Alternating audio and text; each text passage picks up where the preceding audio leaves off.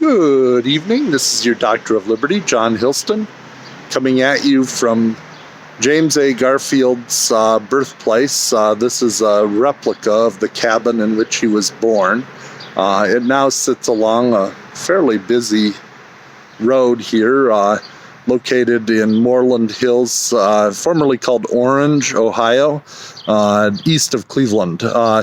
Back then this area was very rural. It's now pretty heavily suburban. But anyway, Garfield had a distinguished rise in politics and otherwise. He was a college president. He was a minister.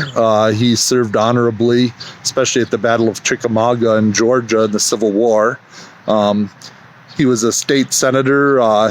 He became president, I won't say by accident, but he was truly what was called a dark horse candidate, meaning at the Republican Convention of 1880, they didn't used to have primaries at this point.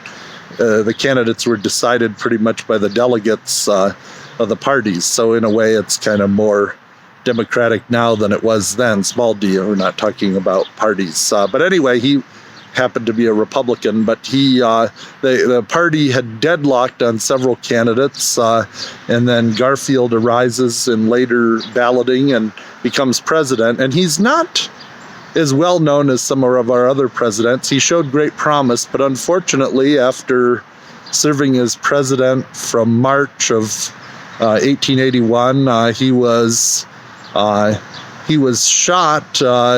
He was going to come home on the train from D.C. He was shot at the train station there by a disgruntled office seeker. He actually held on. If he was shot in this day and age, he would have undoubtedly survived. But in many ways, the cure actually probably helped bring about his demise. And unfortunately, he passed away.